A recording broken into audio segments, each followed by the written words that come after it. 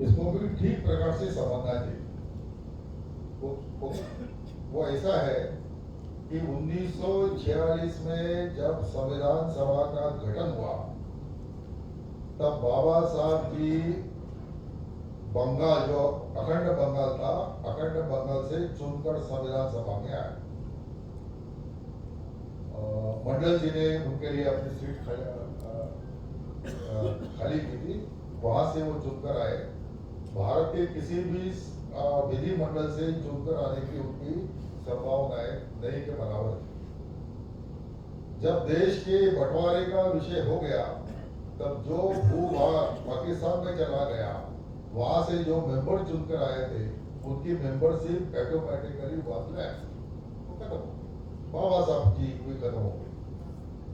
बाबा साहब जी चाहते थे कि भाई ये संविधान सभा का गठन हो है, संविधान बनने वाला है, तो संविधान सभा में मुझे रहना चाहिए। क्यों रहना चाहिए? तो जी दलित समाज के हित के लिए मैं जीवन भर संघर्ष कर रहा हूँ, तो उनको उनके अधिकारों का रक्षण हो, सत्ता में उन्हें भी कुछ सहभाग मिले, यह भावना उनके मन के अंदर जब आंदोलन उनका चला है, तो उसके रुके थे 100 व्यक्ति, लेकिन ऐसा होने के कोई चांसेस नहीं थे।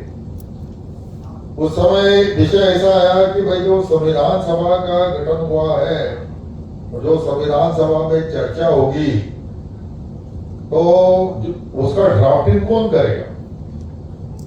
तो पंडित नेहरू जी के सामने एक नाम था सर आइवर जेनिंग का, जिन्होंने ब्रिटिश चंगुल से मुक्त हुए ऐसे अफ्रीकन और एशियन ऐसे 8 देशों के संविधान बनाए। हमारे पड़ोसी श्रीलंका का भी संविधान बनाया, वो 8 साल भी नहीं टिका, ये बात अलग है, किसी भी देश का टिका नहीं, अलग बात है, लेकिन वो उनको देना चाहते थे। अब ये डॉक्यूमेंट मुझे कहीं मिला नहीं है, लेकिन जो चर्चा चलती है एक विशिष्ट सर्कल में, वो ऐसे है कि यह विषय जब महात्मा गांधी जी के सामने आया, तब महात्मा गांधी जी ने कहा कि हमारा संविधान हमारे देश का विद्वान ही लिखे, नागरिक लिखना चाहिए, कोई विदेशी व्यक्ति ने लिखा हुआ संविधान अपने को नहीं चलेगा। तो उन्होंने पूछा पंडित जी ने कि कौन करेगा? तो उन्होंने कहा कि डॉक्टर भीमराव अम्बेडकर जी को ये काम दीजिए, वो करेंगे। क्योंकि सेकंड गोलमेज परिषद में महात्मा गांधी जी गए थे, तो वहां पर जो गोलमेज परिषद का विषय फ्यूचर कॉन्स्टिट्यूशन ऑफ इंडिया ऐसा है, तो वहां अम्बेडकर जी की जो डिबेट में जो भाषण हो गए, वो सारे डॉक्यूमेंटेड है और पढ़ सकते हैं। उससे उनका संविधान विषय के गहन ज्ञान का परिचय गांधी जी को हुआ। अब अपने देश के चोटी के जो राजनेता है, उनके बारे में थोड़ा सा विचार करके मुझे कहना पड़ेगा कि पॉलिटिकल एंगल से नहीं देखना चाहिए। महात्मा गांधी जी का योग्यता अलग ढंग से करनी चाहिए, मूल्यमापन, नेहरू का मूल्यमापन भी अलग ढंग से करना चाहिए, पॉलिटिकली करना। और उन्होंने कितनी नुकसान किया देश का, 370 करोड़ वगैरह वगैरह ढेर सारी बातें हैं, लेकिन राष्ट्र के बारे में सोचते समय वो कैसा सोचते थे? तो पंडित नेहरू जी का एक वाक्य है कि राष्ट्र के जीवन में कभी कभी ऐसे प्रसंग आते हैं कि उस समय पक्षागत विषय को बाजू में रखना पड़ता है, पॉलिटिकल पार्टी की थिंकिंग बाजू में रखकर विचार करना पड़ता है। तो उन्होंने ये विचार किया कि उस समय बैरिस्टर जयकर की एक सीट खाली हुई थी संविधान सभा की, उन्होंने इस्तीफा दिया था और वो मुंबई से चुनकर आए। सरदार वल्लभ भाई पटेल, राजेंद्र प्रसाद जी ने उस समय के मुंबई के मुख्यमंत्री पीजी खेर को टेलीफोन किया, पत्र लिखा कि इस सीट से, खाली हुई सीट से अम्बेडकर को चुनकर संविधान सभा में बैठना चाहिए। अम्बेडकर जी की वजह ऐसी है, he was strong critic of Congress, और आज जो हमारे पंतप्रधान मोदी कांग्रेस की जो टीका टिप्पणी करते हैं उसे 100 गुना ज्यादा कठोर भाषा में अम्बेडकर जी ने की है। तो ये कठोर टीकाकार थे। What Gandhi and Ambedkar has done to untouchables, ये उनकी 350 पन्नों की किताब है कि अनटचेबल्स का कैसे भयानक नुकसान किया है कांग्रेस पॉलिसी ने, ये उन्होंने किताब में लिखा है। गांधी जी को जीवन भर कभी महात्मा नहीं कहा, और किसी व्यक्ति को महात्मा कहना, उसकी व्यक्ति पूजा करना, ये भक्ति मार्ग में मुक्ति का मार्ग हो सकता है, राजनीति में खड्डे में लेकर जाने वाला मार्ग है, ये बिल्कुल नहीं करना चाहिए। ऐसी उनकी भाषा। ऐसे गांधी कहते हैं कि अम्बेडकर को चुनकर वहां लाओ, उनको भी मालूम है, नेहरू जी को भी मालूम है। वहां आने के बाद उनको ड्राफ्टिंग कमेटी में लिया जाता है, और ड्राफ्टिंग कमेटी में लेने के बाद unanimously he was elected as a chairman of the drafting committee.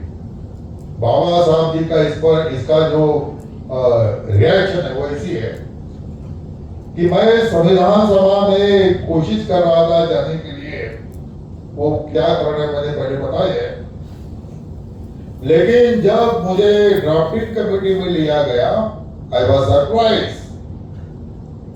And when I was chosen as a chairman of a drafting committee, there was no bounds for survival. तो कोई सीमा नहीं रही। ये कैसे हो गया? ऐसा उनको लगा।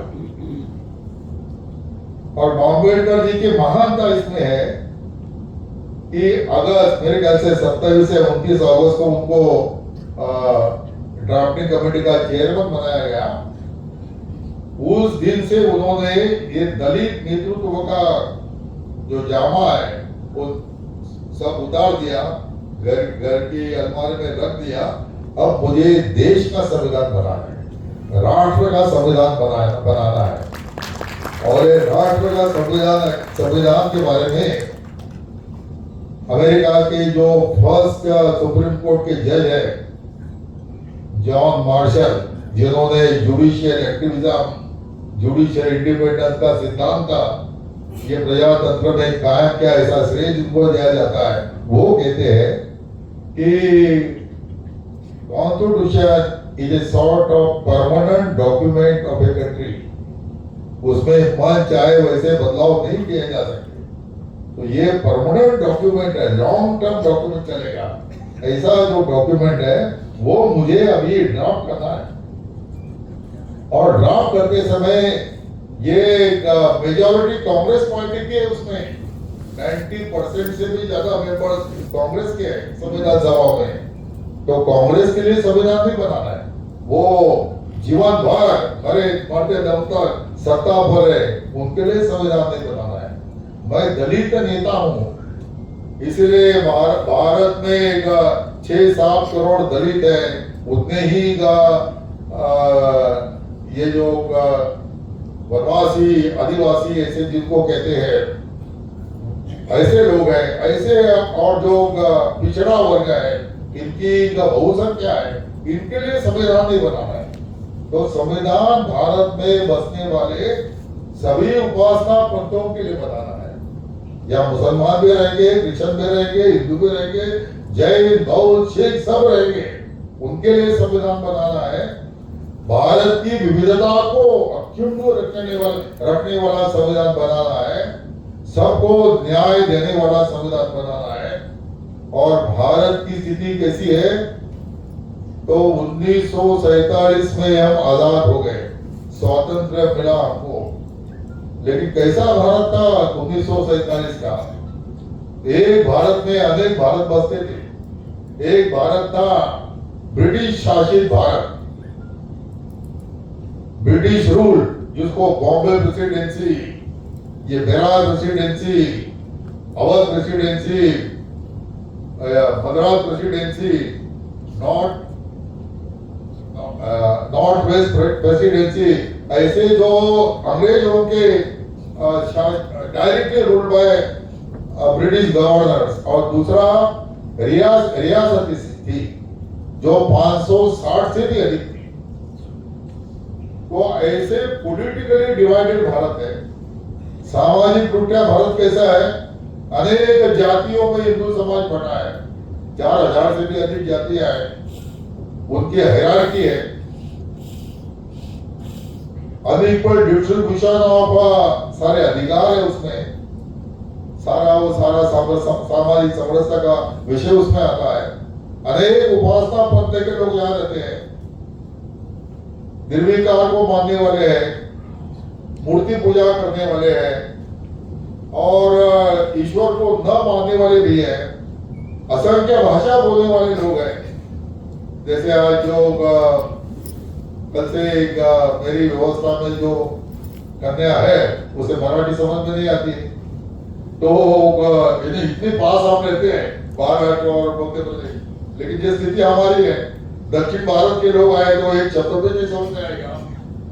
ऐसे सारे लोगों का मिलकर एक पहले स्टेट खड़ा करना है, एक पॉलिटिकल एंटिटी खड़ी करनी है, this is our first task. और ये पॉलिटिकल एंटिटी का बाद में जाकर एक नेशन बनाना है। हम तो कहते हैं कि हमारा राष्ट्र प्राचीन है, सांस्कृतिक रूपया हम सब एक है, वो तो सब बात अपने जगह पर सही है, 100% सही है। Politically are we nation, socially are we nation, economically are we nation, तो उस दिशा से हमको जाना चाहिए। यह रोड मैप बनाना है और वो बहुत अप्रतिम ढंग से पूज्य डॉक्टर बाबा साहब जी ने हमको दिया है। ये मैं एक अम्बेडकर की स्तुति करनी चाहिए, और वो नहीं किया तो टीका टिप्पणी ऐसे भावना से नहीं कह रहा हूँ। डीप स्टडी करने से सारे विश्व के संविधानों का ये मेरा प्रामाणिक मत बना है। भाई साहब, ये आपने राष्ट्र के संविधान की